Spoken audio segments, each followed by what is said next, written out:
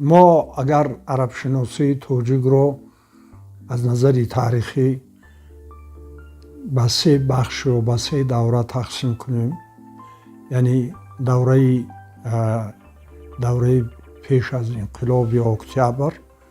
که تاریخی خیلی طولانی دارد، دوره انقلاب اکتبر که جمهوری تاجیکستان در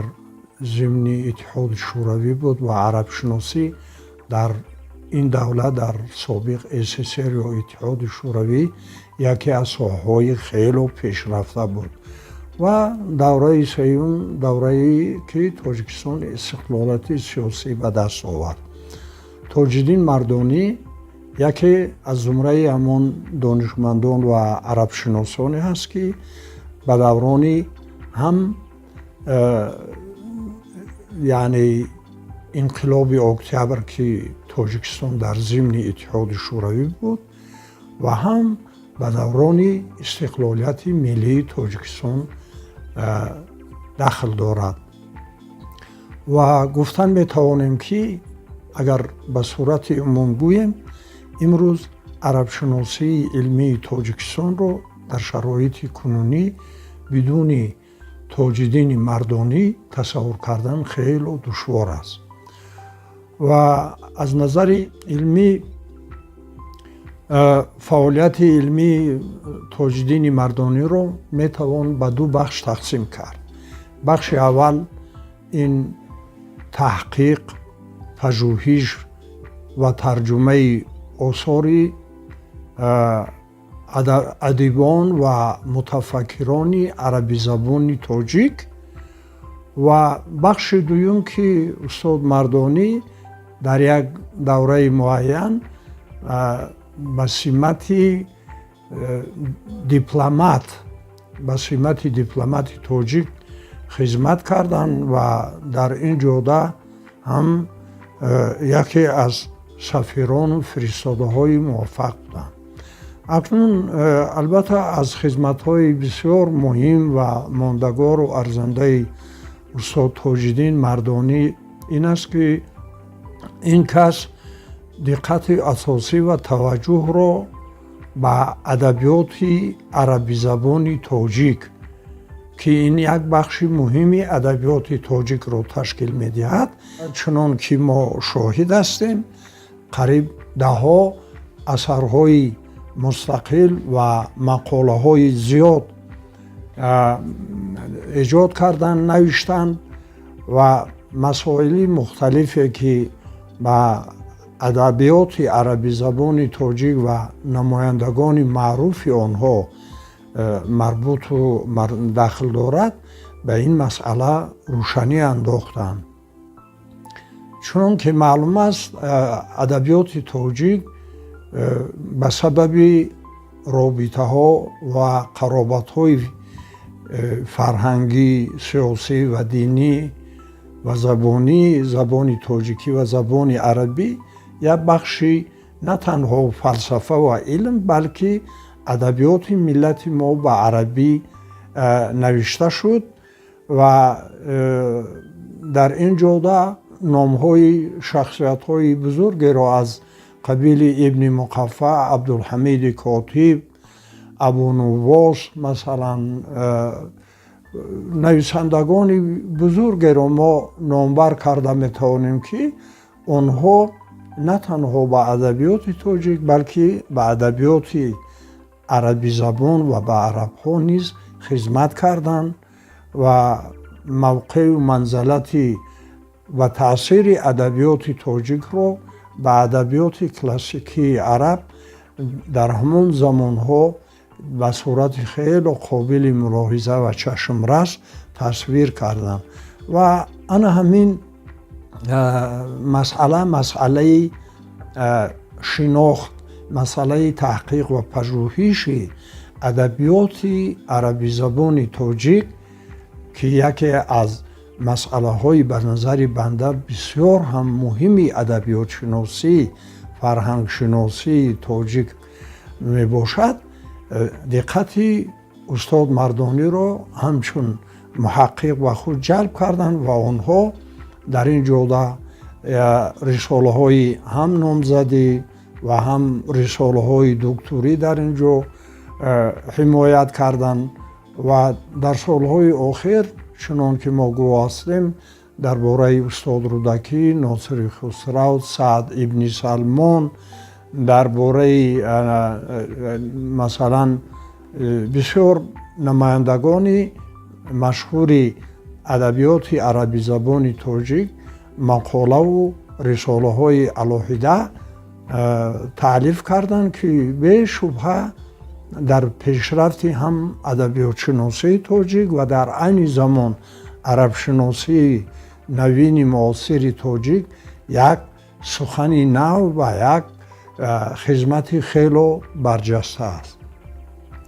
ҷанбаи дуюме ки устод Тоҷиддин Мардонӣ хизматҳои хело мондагор ва қобили мулоҳиза карданд, ин тарҷумаи осори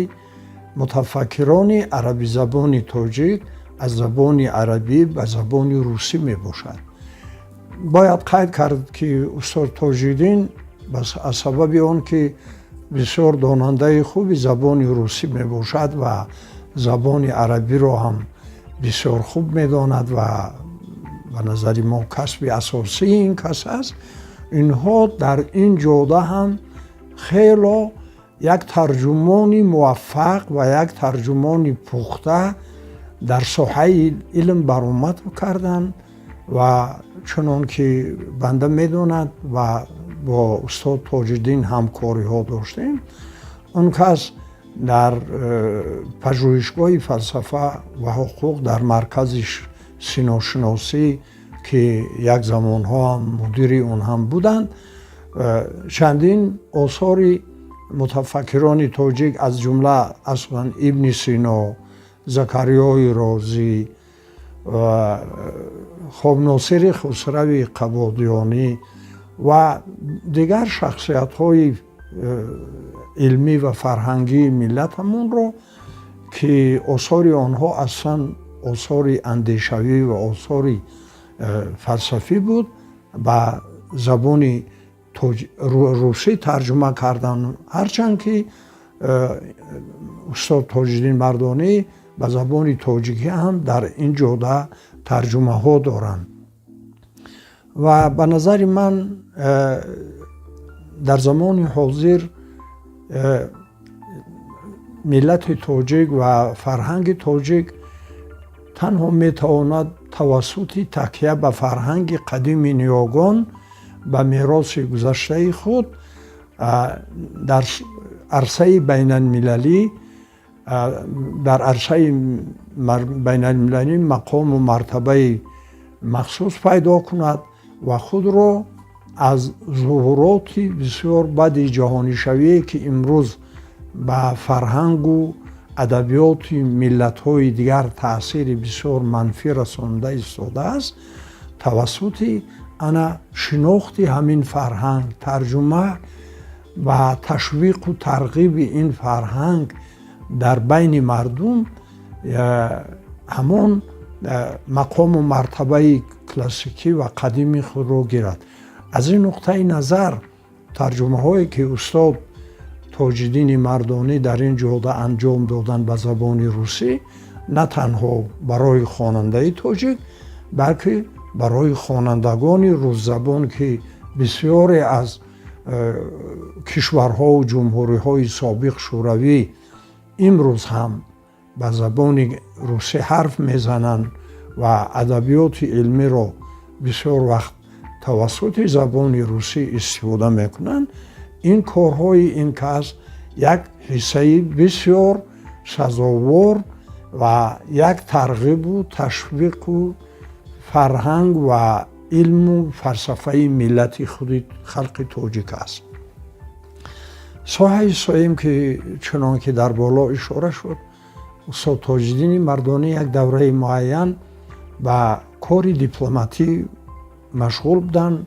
ва дар вазифаи ҷонишини аввали вазири корҳои хориҷии Тоҷикистон ва вазифаи сафири Тоҷикистон дар ҷумҳурии Ӯзбекистон ва сонитар дар ҷумҳурии Туркманистон кор карданд ва ман без шаку шубҳа гуфта метавонам, ки дар ин ҷода ҳамчун як сафири муваффақ ва як сафири донишманд барои тарғибу ташвиқи илму фарҳанги миллатамон ҳиссаи сазовор гузоштанд. Ман шахсан мисол нишон дода метавонам, ки бо ташаббуси устод Тоҷиддини Мардонӣ дар ҷумҳурии Туркманистон 3 асари Ибни Сино ҳикмати машриқия, китоби ҳидоя ва рисолаи андар ахлоқ бо кӯшишу эҳтимому дастгириҳои устод Тоҷиддин Мардонӣ тавассути роҳзании фарҳангии ҷумҳурии исломии Эрон дар ҷумҳурии Туркманистон ба чоп расид, ки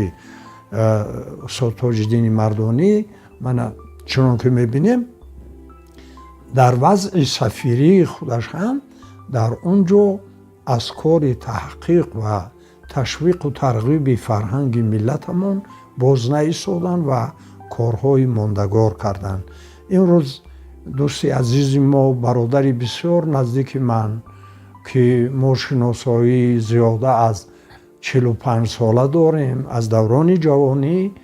имрӯз ба синни мубораки 75 қадам ниҳода истоданд. мо ҳама дӯстон, ҳама шарикдарсон, ҳама ҳамкасбон, арабшиносони тоҷӣ дар ин рӯзи хуҷаставу муборак ба дӯсти азизамон устод Тоҷиддини Мардонӣ пеш аз ҳама тани сиҳат, дили беғам, хонаи обод, муваффақият дар корҳо ва албатта пешравӣ дар соҳаи арабшиносии навини тоҷик орзуманд ҳастем ва аз Худованди мутаол талабу орзу дорем, ки устод Тоҷиддини Мардонӣ, дӯсти азизи мо, солҳои зиёд